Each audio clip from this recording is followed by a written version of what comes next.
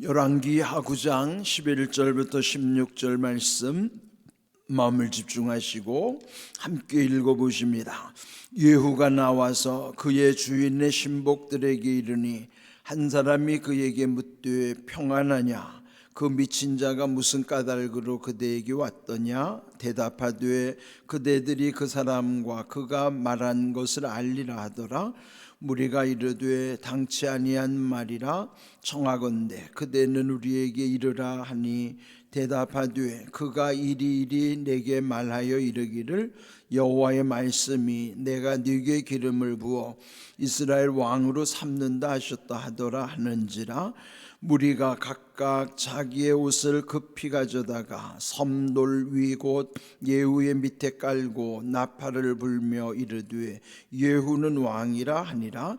이에 nim시의 손자 여호사밧의 아들 예후가 요람을 배반하였으니 곧 요람이 온 이스라엘과 더불어 아람의 왕 하사엘과 맞서서 길앗 라못을 지키다가 아람의 왕 하사엘과 더불어 싸울 때에 아람 사람에게 부상한 것을 치료하려 하여 이스라엘로 돌아왔던 때라. 예후가 이르되 너희 뜻에 합당하거든 한 사람이라도 이 성에서 도망하여 이스라엘에 알리러 가지 못하게 하라 하니라. 예후가 병거를 타고 이스라엘로 가니 요람 왕이 거기에 누워 있었음이라. 유다의 왕 아하시야는 요람을 보러 내려왔더라. 아멘. 이 열왕기하 9장은 하나님께서 심판하시고자 하는 이제 구체적인 일들을 기록해낸 내용이죠. 이제 분열 왕국 북이스라엘에 그또 이제 오므리 왕조는 4명의 왕으로 계속 이어졌던 그 오므리 집안이 이제 오므리 왕조라고 하는 거예요. 그러니까 오므리로부터 그 아들 아합 그리고 그의 아들 아하샤와 또 다른 아들 여호람 이렇게 4명이 이제 오므리 왕조에 속하는 왕들이죠. 그 중에서도 아합은 그 역사 전체에 있어서도 가장 악한 왕. 더군다나 아합과 그의 아내 이세벨은 가장 악한 왕과 왕비로서 하나님의 진노를 샀던 사람들이에요. 이제 지난 시간에도 아합의 집안을 심판하시기 위해서 이제 오늘도 여기 등장인물 중에서 예후 그랬잖아요. 11절 그 예후는 여호람 왕 밑에서의 군대 장관을 했던 사람입니다. 그렇지만은 그 엘리사 선지가 그 제자 중 한 생돌에게 사명을 맡기는 것이죠. 너는 허리를 묶고 기름병을 들고 예후를 찾아가서 또 골방에 들어가서 그에게 기름을 부어 왕으로 세운 다음에 급히 도망하라. 그렇게 해서 결국 이제 구체적인 예후가 이제 그 여호람 왕을 죽이게 되는, 그래서 이제 아합 집안을 심판하는 내용이 이제 구체적으로 이루어지는 것이에요. 자, 11절 보시면 예후가 나와서 그의 주인의 신복들에게 이르니 한 사람이 그에게 묻되 평안하냐? 그 미친 자가 무슨 까닭으로 그대에게 왔더냐? 대답하되 그대들이 그 사람과 그가 말한 것을 알리라. 네, 지금 이 예후를 찾아왔던 낯선 한 사람이 있었잖아요. 이제 엘리사가 보냈던 생도였죠. 그런데 이제 둘이 몰래 골방에 들어가서 무슨 일이 있었는지 궁금한 것이죠. 네, 그래서 이제 그 신복들이 물은 것이죠. 한 사람이 그에게 묻되 그 신복 중에 한 사람이 예후에게 물은 거예요. 평안하냐? 네, 오늘 제목을 평안하냐? 네, 이렇게 정했어요. 근데 왜 예후에게 평안하냐? 이렇게 물었을까요? 그러니까 전쟁을 수행해야 되는 군인들의 입장에서 평안이라는 것, 물론 이 평안은 이 성경에서는 히브리 말로는 샬롬이라고 그러죠.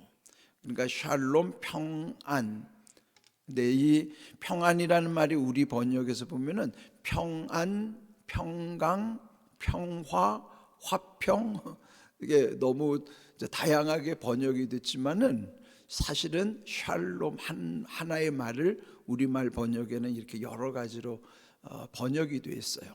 그러면 이제 우리는 여기서처럼 평안 또는 평강, 평화, 화평, 이 하나의 샬롬으로 이해를 해야 되는 거예요. 그러면은 전쟁을 수행하는 사람들에게 있어서의 늘 관심은 평화를 바라는 것이죠. 평화란 전쟁이 없는 그런 평화, 그래야만 평안하기도 한 것이죠. 그런데 지금 이제 낯선 사람이 다녀간 다음에 그들이 평안하냐라고 묻는, 그러니까 우리가 어떤 대화를 할 때 보면은 그 반대를 염두에 두고 대화하는 경우도 있어요.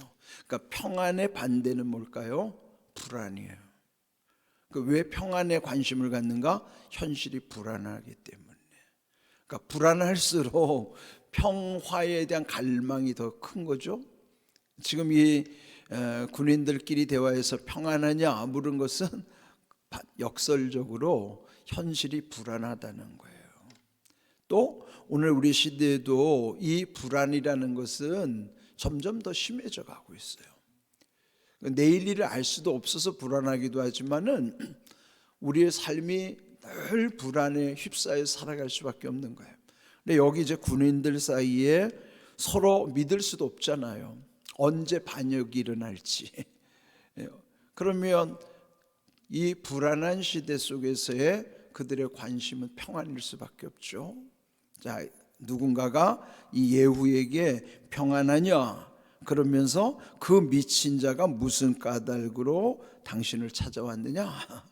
그 미친 자가 누구예요? 낯선 사람, 경멸조로 말하는 거예요. 그러면서 이제 그렇지만 관심을 가지고 물었는데 예후가 그들에게 말하기를 그 사람과 그가 말한 것을 알리라. 둘이서의 밀담, 아주 비밀스럽게 나눈 이야기죠. 그 밀담에 대한 내용을 내가 너희에게 알게 해주겠다. 그러면서 12절에 이제 두 번째 줄 보면은 그대는 우리에게 이르라. 그래서 이제 결국 말을 하는 겁니다. 그가 이리 내게 말하여 이르기를 여호와의 말씀이 내가 네게 기름을 부어 이스라엘 왕으로 삼는다 하셨다.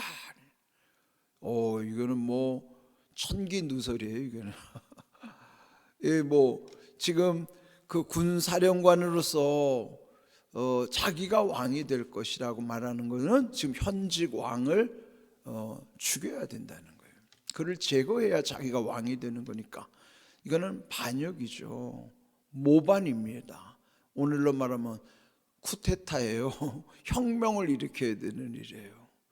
그러니까 이게 얼마나 끔찍한 일입니까? 그러니 거기 있는 사람들도 얼마나 두렵고 놀랐겠습니까? 그렇지만은 그 기름을 부었다고 하는 것에 대해서는 벌써 권위에 눌릴 수밖에 없죠.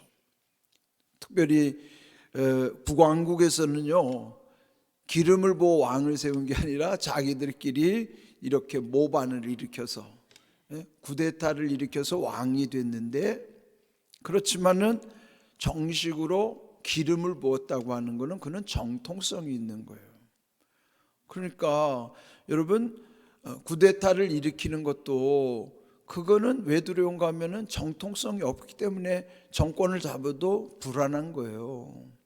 그런데 여기는 지금 예후 같은 경우는 기름을 부어서 왕을 세우겠다고 하는 것은 그 자체가 정통성이 있기 때문에 그 주변 사람들이 더 두려울 수밖에 없죠. 자, 이때 13절 거기 모인 무리가 각기 자기의 옷을 급히 가져다가 섬돌 위 곧 예후의 밑에 깔고 나팔을 불며 이르되 예후는 왕이라. 그들이 일제히 소리를 친 거예요. 그러면 뭐예요? 즉석에서 왕의 즉위식, 그걸 대관식이라고 그러잖아요. 즉석 대관식이 이루어진 거예요. 그러니까 그들이 다들 다 그 말에 눌리고 그 말을 받아들여서 급히 각자 자기의 겉옷을, 겉옷은 권위의 상징인데 그 장군들의 겉옷을 급히 그 섬돌은 지금 예후 장군이 딛고 있는 돌 위에다가 그를 깔은 다음에 나팔을 불면서 예후는 왕이라고 외친 거예요. 그러면은 이제 거기에 다 합류를 하는 것이죠. 그 누구도 그 권위에 거스를 수 없고 저항할 수 없잖아요. 그러면 이제 예후가 힘을 얻게 되고 결국은 엘리사 선지가 보낸 대로 또 하나님의 뜻을 전한 대로 그는 이제 하나님의 뜻을 수행하는 거예요. 그게 뭘까요? 아합 집안을 심판하는 일이에요. 여러분, 이 심판이라고 하는 거는요, 거기에는 자비가 없어요. 무자비한 거예요. 그런데 아합이 악한 왕이라면은 그 악한 왕을 심판하는 도구로 쓰임 받는 이 예후는요, 더 악한 짓을 해야 되는 거예요. 여러분, 이게 우리가 하나님의 심판에 대해서 되게 너무 소홀히 여기잖아요. 네, 심판하시는 하나님은 심판에 이르기 전까지 오래 참으시는 하나님이에요. 하나님의 속성은요, 오래 참으시는 하나님이신데, 그런데 그 과정 중에 우리는 착각하기가 쉬워요. 오래 참으시는 시간이 마치 하나님은 안 계신가? 또 혹시 하나님은 내 죄를 문제 삼지 않으시는가? 그렇게 착각을 하는 거예요. 그러면은 회개로부터 더 멀어져요. 하나님 왜 오래 참으실까요? 회개하기를 계속 참으시는 거예요. 그런데 그걸 깨닫지 못하고 착각하는 거죠. 지금 이 아합의 집안도 하나님 지금 오래 참고 계시는 거예요. 그렇지만은 결국 이제 이렇게 심판에 이르게 되는 것이죠. 14절, 이 즉위식이 있은 후로 이에 nim시의 손자 여호사밧의 아들 예후가 요람을 배반하였으니, 요람이 이 북이스라엘의 이제 이 9번째 왕, 지금 이제 이 요람 왕을 배반했다는 것은 요람을 죽이러 이제 그가 있는 곳을 가는 거예요. 곧 요람이 온 이스라엘과 더불어 아람의 왕 하사엘과 맞서서 길랏 라몬을 지키다가 아람 왕 하사엘과 더불어 싸울 때에 아람 사람에게 부상당한 것을 치료하려 하여 이스르엘로 돌아왔던 때라. 이제 이스르엘이 이스라엘과 좀 비슷해서 혼동이 되지만은 이스라엘은 나라 이름이고 이스르엘은 그 북왕국 이스라엘에 있는 지명이에요. 한 지역 이름이 이스르엘이라고 하는, 거기 아주 곡창지대고 거기에서 물론 이제 여러 사건들이 있었어요. 예, 이제 그 직전만 해도 아합 시대에, 그 아버지 아합 시대에 또 그 이세벨과 합세해서 아주 억울하게 나봇의 포도원을 빼앗았던 사건도 있었고, 네, 그랬던 장소가 이스라엘이죠. 근데 지금 여기 이스라엘에 왜 요람이 와 있는가? 아람 왕과 전쟁을 하다가 그 하사엘과 맞서서 싸워서 부상을 당했기 때문에 잠시 이스라엘로 지금 피난을 와서 지금 치료 중에 있는 거예요. 지금 이 아람 왕 하사엘도 이미 하나님께서 그를 통해서 그 직전의 왕을 또 심판하셨던 이미 그 과거가 있는 거예요. 이 하사엘 왕도 베나닷 왕, 직전에 아람의 베나닷 왕을 배반해서 그 왕을 몰아내고 자기가 대신 왕이 되는 것이죠. 그런데 지금 그와 맞서서 싸우는 이 요람도 지금 하나님이 심판하시는 과정인 것이죠. 이렇게 이스라엘에서 지금 치료 중에 있는데 예후가 이르되 너희 뜻에 합당하거든 한 사람이라도 이 성에서 도망하여 이스라엘에 알리러 가지 못하게 하라. 그러니까 누구라도 또 그들 중에도 배반을 할 수 있으니 요람 왕에게 이 정보를, 이 비밀을 누설할 수도 있지 않겠어요? 네, 그거를 지금 차단하는 것이죠. 이제 그렇게 하고 나서 16절, 예후가 병거를 타고 이스라엘로 가니, 그 병거를 타고 이스라엘로 가는 목적은 여호람을 죽이기 위한 거예요. 여호람이기도 하고 요람이라기도 하고, 또 말은 똑같은 뜻이에요. 요람, 여호람. 그 왕을 제거하기 위해서 이스라엘로 가고 있습니다. 그때 요람 왕이 거기에 누워 있습니다. 이제 치료 중인데, 또 유다 왕 아하시아는 요람을 보러 내려왔더라. 이 아하시아는 남왕국 유다의 왕이에요. 근데 북왕국의 요람 왕이 부상당했다는 소식을 듣고 문병을 가는 거죠. 근데 사실은 이 두 사람 사이는 이 족보로 따지면은 아하시아는 요람을 일컬어 외삼촌이라는 것이고, 그러니까 조카 사이란 말이죠. 이 아하시아는 외조카고 또 요람은 외삼촌, 외숙부가 되는 거예요. 그래서 지금 문병을 갔는데 결국 그 이스라엘이라는 곳에 세 사람이 지금 거기에 다 모이고 있는 거예요. 지금 예후는 왜 오고 있어요? 거기에서 치료받고 있는 요람 왕을 죽이기 위해서 오고 있어요. 근데 지금 거기 또 누가 와 있어요? 외삼촌을 문병하기 위해서 남쪽의 왕 이 아하시아도 지금 그 이스라엘에 와 있어요. 그 직전에는 다 각각 자기의 위치에서 각각 있었겠죠. 그런데 왜 한 지점에 모일까요? 이거 중요합니다. 하나님이 지금 심판하시는데 목표는 북왕국의 아합의 집안, 그것도 현직 왕인 요람을 심판하는 거예요. 죽이는 거예요.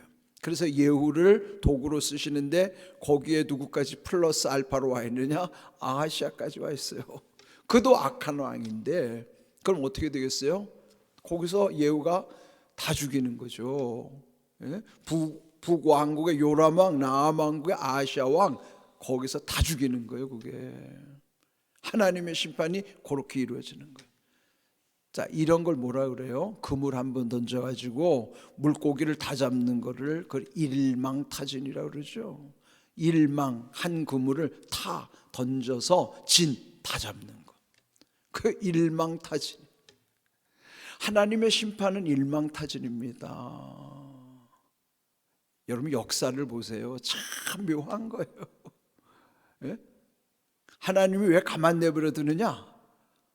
이제 심판해야 될 그 사람들이 다 한 지점에 모여가지고 합세를 한단 말이에요. 예? 자기들끼리는 짝짝꿍을 해가지고 뭔가를 도모해서 뭔가가 된 것 같죠? 아닙니다. 하나님은 마지막 그물 한번 탁 던져갖고 몽땅 다 잡아버리는 거예요. 다 쓸어버리는 거예요. 역사의 심판을 보시란 말이에요. 무섭습니다. 일망타진의 하나님이세요. 근데 여러분 보세요. 하나님은요 우리와 달라요. 보통 사람은 되게 어때요? 강한 자 앞에는 비굴하게 약해지잖아요. 그런데 자기보다 약한 사람 앞에서는 또 아주 교만하게 강한 척하는 거예요. 예? 이 세상은요 강한 자 앞에서는 약하고 약한 자 앞에서는 강한 게 속성이에요. 강약약강의 원리죠. 강한 자 앞에 약하고 약한 자 앞에서는 강한 척하는 거예요. 이게 우리의 못난 모습이죠. 하나님 반대십니다. 하나님은요 강한 자 앞에서는 더 강하신 하나님이지만 약한 자 앞에서는 한없이 약해지신 하나님이에요. 강강약약의 하나님이란 말이에요. 인생은 강약약강의 논리로 가는 것 같지만 하나님은요 강강약약이세요. 강한 자 앞에서 강하시고, 그건 뭐예요? 심판하신다는 거예요. 약한 자 앞에서 한없이 약해지시는 거예요. 우리가 왜 하나님 앞에서 내가 연약하다는 것을 깨달아야 되냐면, 내가 연약할수록 하나님은 나를 더 나를 귀하게 여기시는 거예요. 인생은 강약약강이지만 하나님은 강강약약이에요. 그래서 우리는 하나님 옆에서 한없이 나의 연약함을 고백하고 깨달을수록 내가 하나님의 능하심 앞에 나는 점점 강하게 하나님 나를 쓰시는 거예요. 자, 오늘 귀한 말씀 하나 볼까요? 우리 이사야 55장 11절 함께 읽어보십니다. 내 입에서 나가는 말도 이와 같이 헛되이 내게로 되돌아오지 아니하고 나의 기뻐하는 뜻을 이루며 내가 보낸 일에 형통함이니라. 지금 여기 심판하시는 것도요, 하나님의 입에서 나온 말씀이 헛되이 되돌아가지 않고 하나님의 기뻐하시는 뜻을 이루는 거예요. 심판도 그렇지만은 우리에게 주시는 형통의 은혜도 내가 보낸 일에 형통함이라. 형통이 무슨 뜻인가? 하나님의 뜻, 기뻐하시는 뜻이 이루어지는 게 형통이에요. 내 뜻이 이루어지는 게 형통이 아니고 하나님이 기뻐하시는 뜻이 이루어지는 것이 형통이라고요. 그 형통이 어떻게 이루어지는가? 하나님이 주시는 약속의 말씀은 결코 헛되지 않아요. 그는 헛되이 되돌아가는 게 아니라 그 말씀을 붙잡는 사람에게는 하나님의 기뻐하시는 뜻을 이루시는 것, 그것이 형통의 은혜란 말이에요. 그는요, 우리가 볼 때는 오래 참으시는 하나님은 잠잠히 모든 일을 이루시지만 그것이 이루어질 때는 호련히 이루어지는 거예요. 우리는 하나님 앞에서 잠잠히와 호련히의 이 약속을 봐야 돼요. 그리고 우리도 잠잠히 기도하면서 그 말씀 붙잡고 살면 호련히 응답하시는 하나님을 믿고 살아가는 거예요. 오늘 주신 귀한 말씀을 잘 기억하십시오. 평안하냐? 결코 인생은 평안하지 않습니다. 내일도 이 말씀이 계속 이어지지만 평안하냐? 우리가 불안한 시대이기 때문에 이렇게 살아간다는 것을 우리는 깨달아야 돼요. 그 중에도 형통의 은혜가 있다는 것을 기억하십시오. 하나님이 기뻐하시는 형통의 은혜, 그런 말씀을 통해서 우리 가운데 흘러온다는 사실을 기억하십시오. 귀한 말씀의 은혜가 충만하기를 주님의 이름으로 축복합니다. 아멘.